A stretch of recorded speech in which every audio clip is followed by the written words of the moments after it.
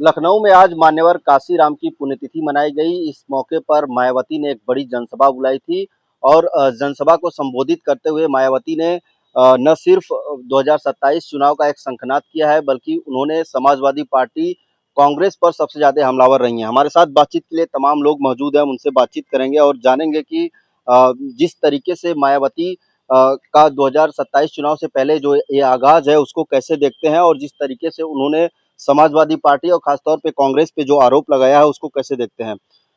मायावती का एक बड़ा जनसभा लखनऊ में आप लोगों ने भी देखा होगा।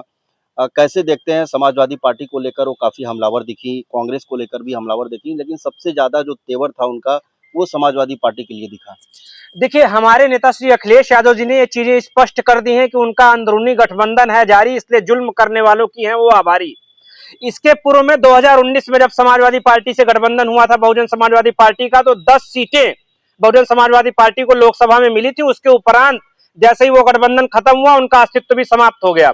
तो बहुजन समाजवादी पार्टी को अच्छी तरह से यह पता है कि जो उनके ऊपर ईडी और सीबीआई की रेड पड़ने वाली है, उससे बचने के लिए वो भाजपा का सहारा ले रही है और भारतीय जनता पार्टी की B team Bahujan Samajwadi party है। आज उन्होंने इस चीज को साबित कर दिया है। समाजवादी पार्टी अकेले उत्तर प्रदेश में पूंजीवादी ताकतों से लड़ने का काम कर रही है, इसीलिए सारे दल, बहुजन समाजवादी पार्टी, भारतीय जनता पार्टी, ये सारे लोग मिलकर समाजवादी पार्टी पे हमलावर हैं।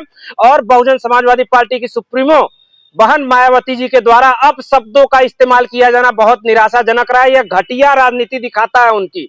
इस तरह के शब्दों का उच्चारण खुले मंच से करना एक सम्मानित नेता के लिए, पूर्व मुख्यमंत्री उत्तर प्रदेश के लिए, हमारे समाजवादी पार्टी के राष्ट्रीय अध्यक्ष के लिए करना, वो अपने गिरेबान में झांके कि गठबंधन से लाभ उनको मिला था और गठबंधन से वो बाहर गई थी। वो तो ये कह रही थी कि जब जब आपके साथ उनका गठबंधन हुआ है या किसी भी पार्टी के साथ उनका गठबंधन हुआ है तो उनको सिर्फ छलावा ही मिला है।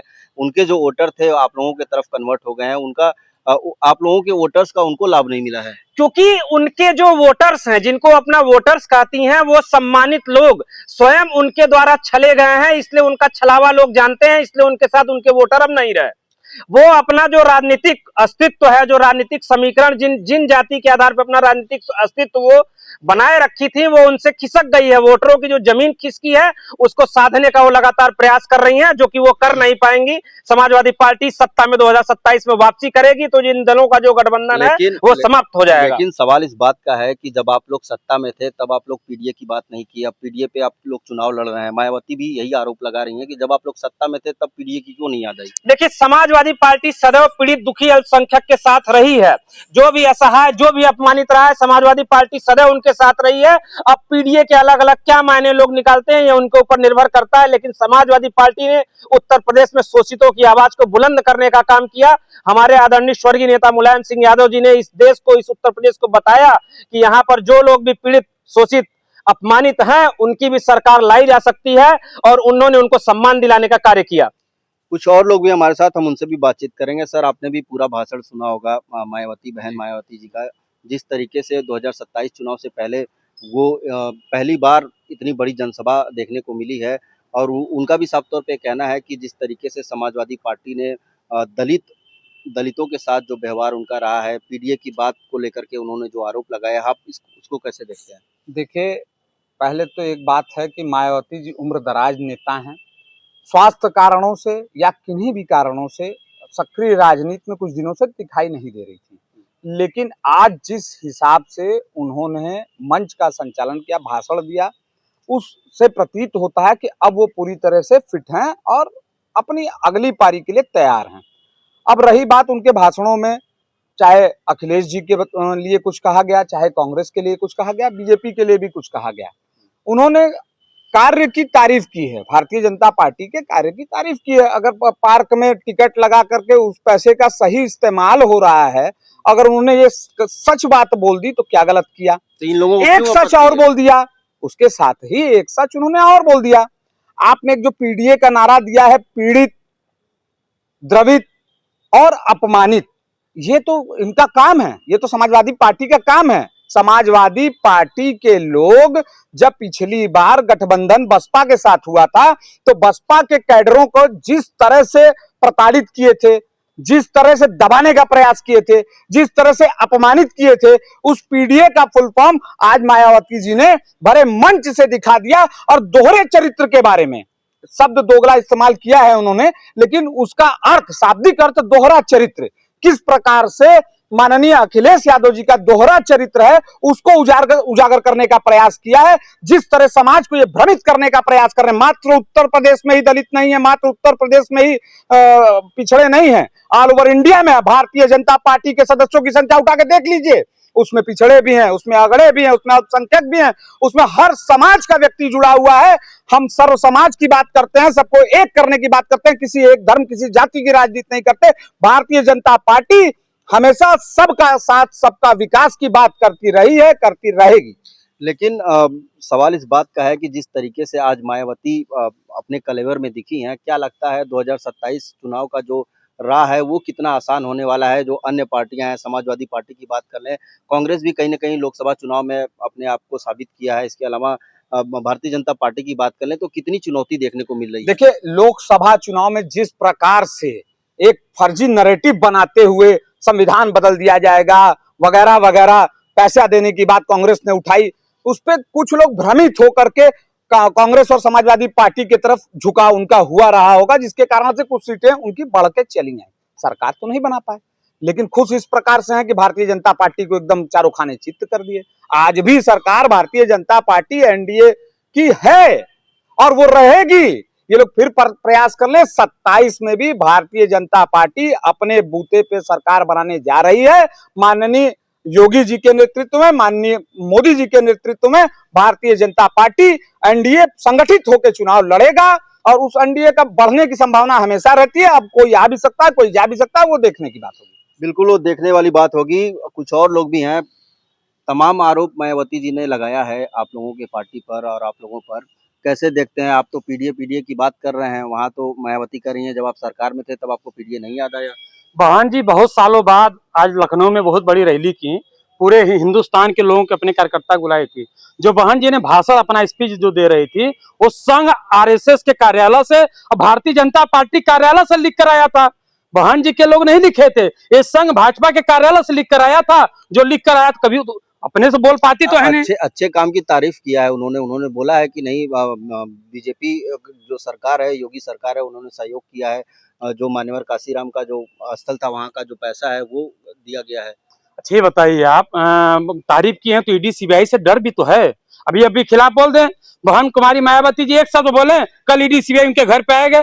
भतीजा उनका तनी आकाश आनंद जी बोल रहे थे तो उनको पार्टी से निकाल दिया, पद से हटा दिया। डर भी तो है। तो बड़ी जिम्मेदारी मिल गई है ना। अरे जिसके पहले कहाँ पार्षदी का उनको जिम्मेदारी मिला था? यही जिम्मेदारी पहले भी मिला था उनको।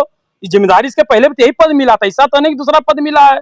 बहन जी को डर है। और पीडीए जननायक माननीय अखिलेश यादव जी के अलावा उत्तर प्रदेश में कोई व्यक्ति, ऐसा व्यक्ति नहीं है जो पीडीए शोषित लोग का बात कर सके। क्या लगता है आपको 2027 में कितनी चुनौती होगी? एक तरफ भारतीय जनता पार्टी, दूसरी तरफ जो है बसपा भी अब नए कलेवर में दिख रही है। आज जो जनसभा थी उससे कहीं ना कहीं 2027 चुनाव का जो आगाज है वो हो चुका है। देखिए, बसपा 5 साल में एक रैली करती है। समाजवादी पार्टी के लोग रोज रैली करते हैं, रोज धरना देते हैं, रोज 5 साल रोड से लेकर संघर्ष करते हैं। रहेगी लड़ाई की बात। अभी यही बनारस में आप देखे होंगे, उत्तर प्रदेश के मुख्यमंत्री जी मंच पे बैठे थे, रविंदर जायसवाल और उनके त्रिपाठी जी जो हैं, उनके दोनों लोग के बीच में गमछा फेंकवल कंपटीशन चल रहा था। प्रदेश का मुख्यमंत्री मंच पे बैठा हो, ऐलों का संस्कार की बात करते हैं। भारतीय जनता पार्टी कोई लड़ाई में ही नहीं। पीडीए के जननायक माननीय अखिलेश यादव जी के नेतृत्व में 2027 में डंके के चोट पे सरकार बनने जा रही है। ये तो कह रहे हैं कि कोई लड़ाई ही नहीं है भारतीय जनता पार्टी है। देखिए, शुतुरमुर्ग वाला हाल है इन लोग का, गर्दन जमीन में गाड़े रहे।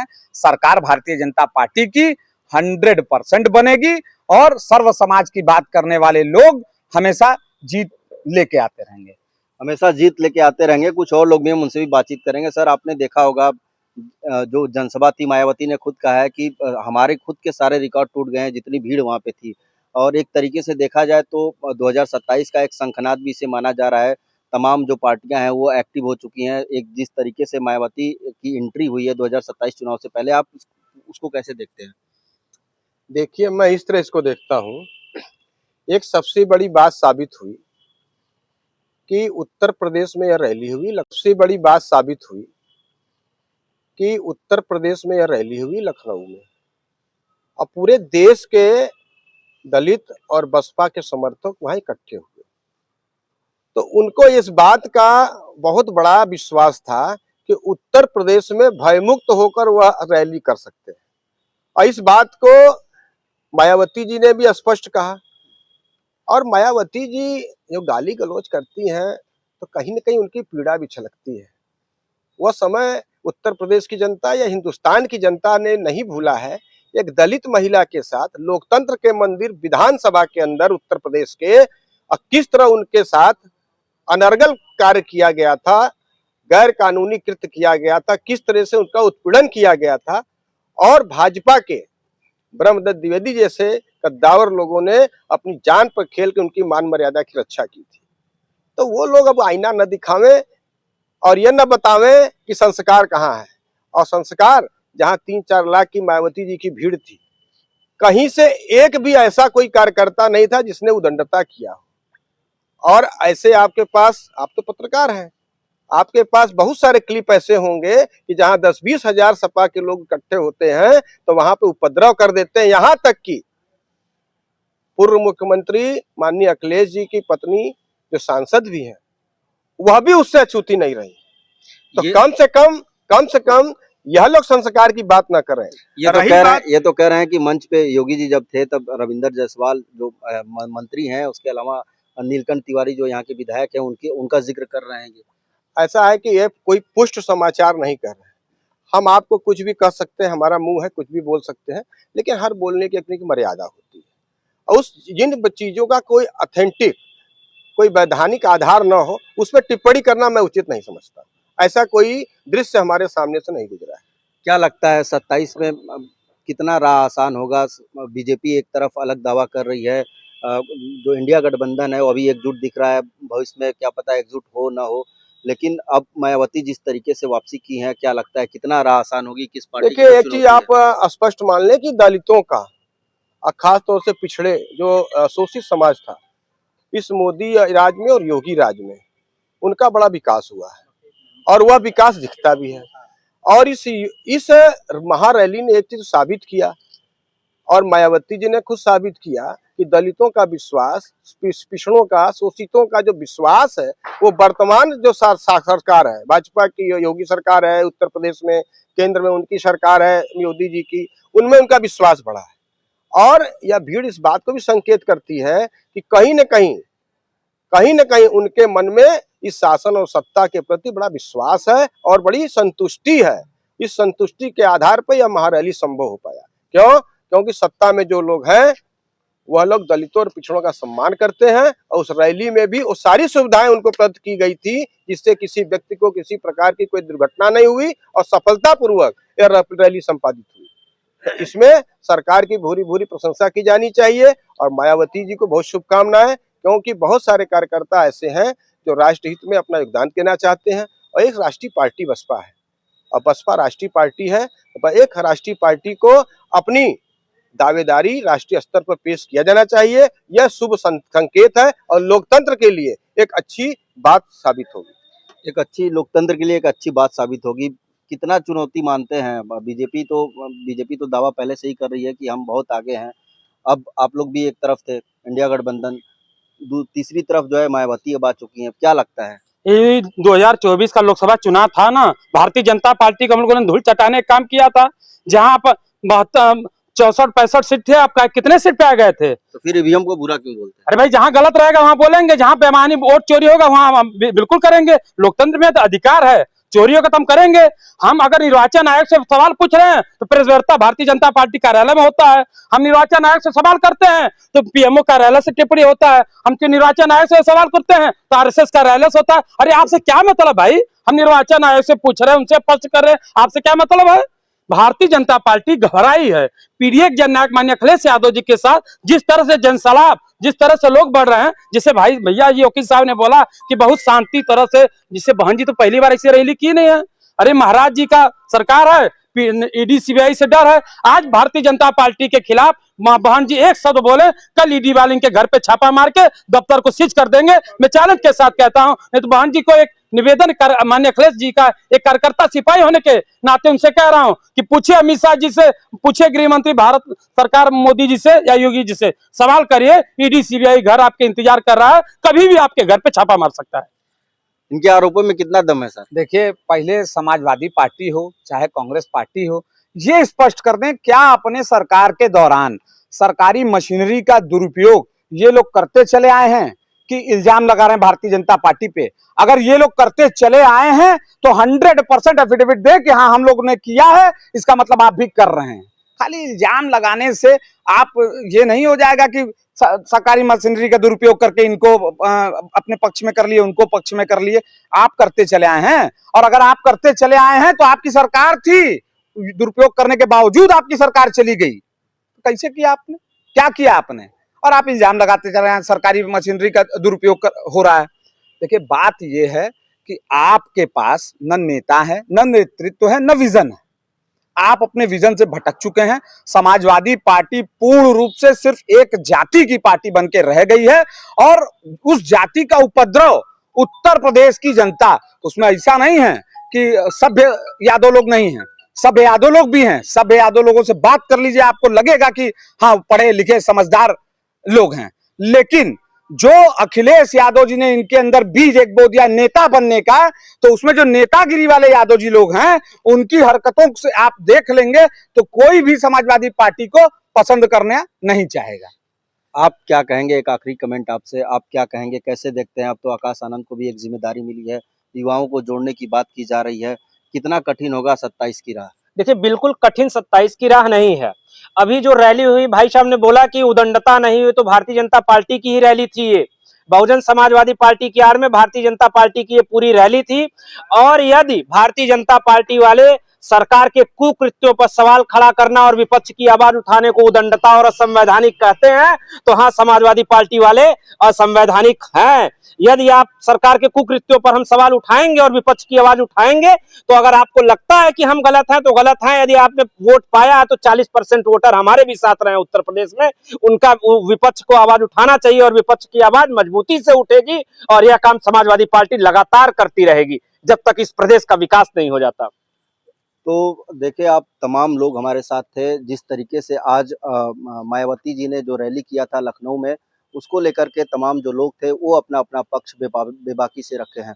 वाराणसी से विनीत श्रीवास्तव, भारत समाचार।